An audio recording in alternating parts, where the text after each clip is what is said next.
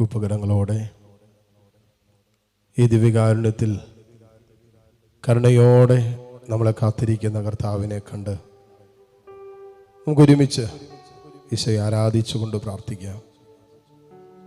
പരിശുദ്ധ പരമ ദിവ്യകാരുണ്യ നാഥനായ ഈശോയ്ക്ക് നേരവും ആരാധനയും സ്തുതിയും പുകഴ്ചയും ഉണ്ടായിരിക്കട്ടെ.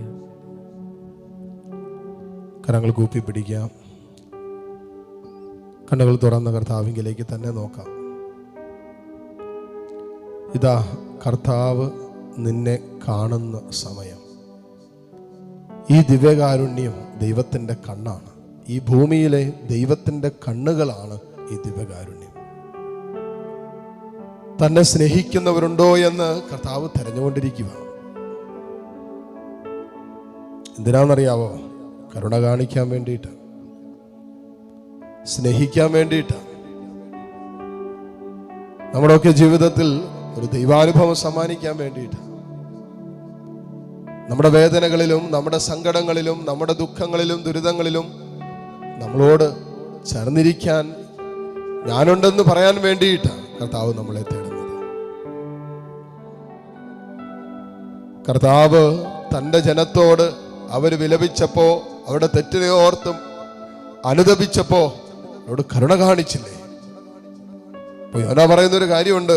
കർത്താവേ, അവിടുന്ന് ദയാലുവും കാരുണ്യവാനും ക്ഷമാശീലനും സ്നേഹനിധിയും ശിക്ഷിക്കുന്നതിൽ വിമുഖനുമാണെന്ന് ഞാൻ അറിഞ്ഞിരുന്നു.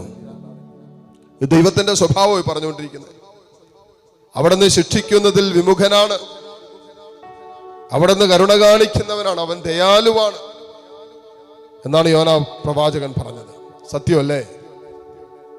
നിനിവേ ദേശം തങ്ങളുടെ പാപത്തെ ഓർത്ത് നിലവിളിച്ചപ്പോ, അനുതപിച്ചപ്പോ, തങ്ങളുടെ തെറ്റുകുറ്റങ്ങൾ ഏറ്റുപറഞ്ഞപ്പോ, തങ്ങൾക്ക് പറ്റിയ വീഴ്ചകൾ ദൈവസന്നിധിയിൽ ഓരോന്നോരോന്നായി നിരത്തിയിട്ട്, ദൈവമേ ഞങ്ങൾക്ക് തെറ്റുപറ്റി, ഞങ്ങൾക്ക് വീഴ്ചകൾ പറ്റി, ഞങ്ങൾ ഇടറിപ്പോയവരാണെന്ന് ചങ്കുപൊട്ടി കരഞ്ഞ് നിലവിളിച്ച് അനുതപിച്ച് ഏറ്റുപറഞ്ഞപ്പോ അവരുടെ മേൽ അയക്കുമെന്ന് പറഞ്ഞ ശിക്ഷ കർത്താവ് എടുത്തു മാറ്റിയില്ലേ?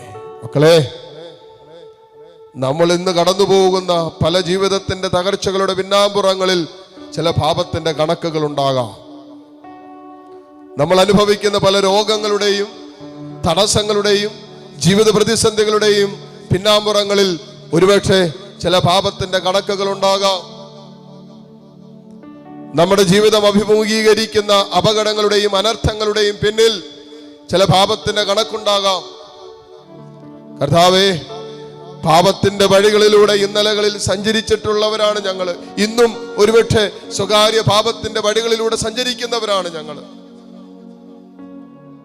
മക്കളെ, എത്ര വലിയ പാപം ചെയ്താലും, എത്ര കൊടിയ പാപം ചെയ്താലും, ഏത് പാപത്തിന്റെ ഏതറ്റം വരെ നമ്മൾ പോയി എന്ന് പറഞ്ഞാലും, അനുദപിക്കാൻ തയ്യാറാണെങ്കിൽ, തിരിച്ചു വരാൻ തയ്യാറാണെങ്കിൽ, നമ്മുടെ ഐശ്വര്യം പുനഃസ്ഥാപിക്കാമെന്ന് പറഞ്ഞ കർത്താവ് ഇതാ നമ്മുടെ കൂടെയുണ്ട്. ഇവൻ വാഗ്ദാനങ്ങളിൽ വിശ്വസ്തനായ ദൈവമാണ്. ഇതാ ഈ ദിവ്യകാരുണ്യ ഈശോ നമ്മളെ ആശീർവദിക്കുമ്പോൾ, മക്കളെ, നിങ്ങൾ കരങ്ങൾ രണ്ടും മാറോട് ചേർത്ത് പിടിച്ചുകൊണ്ട് കണ്ണു തുറന്ന് ദിവ്യകാരുണ്യത്തെ നോക്കി താഴ്ന്ന സ്വരത്തിൽ കർത്താവിനെ സ്തുതിക്കുക.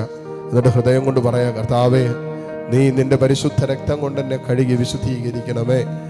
ഈശോ, എൻ്റെ ശിരസ് മുതൽ പാദം വരെ നിന്റെ പരിശുദ്ധ രക്തം കൊണ്ട് കഴുകണമേ. എൻ്റെ ചിന്തകളെ നീ കഴുകണമേ, എൻ്റെ മനസ്സിനെ കഴുകണമേ, എൻ്റെ വൈകാരികതകളെ കഴുകണമേ, എൻ്റെ ഇഷ്ടാനിഷ്ടങ്ങളെ കഴുകണമേ, എൻ്റെ സ്വപ്നങ്ങളെ, എൻ്റെ പ്രതീക്ഷകളെ കഴുകണമേ, എൻ്റെ നാളെയെക്കുറിച്ചുള്ള ആകുലതകളെ കഴുകണമേ. എൻ്റെ കുടുംബത്തിൻ്റെ എല്ലാ മേഖലകളിലും ഈശോയെ നിന്റെ തിരുരക്തം കൊണ്ട് കഴുകണമേ.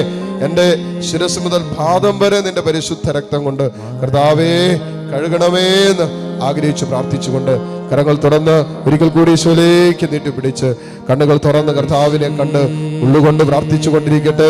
കർത്താവേ, നീ എന്നെ വിശുദ്ധീകരിക്കണം, എന്നെ കഴുകണമേ. ഞാൻ കർത്താവേ മഞ്ഞിനേക്കാൾ വെണ്മയുള്ളതായി മാറട്ടെ, നിർമ്മലനായ എൻ്റെ ജീവിതം മാറട്ടെ. അവരാഗ്രഹത്തോടെ സ്തുതിച്ച് പ്രാർത്ഥിച്ചുകൊണ്ട് ദിവ്യകാരുണ്യ ഈശോയുടെ ആശീർവാദം സ്വീകരിക്കാം. പരിശുദ്ധ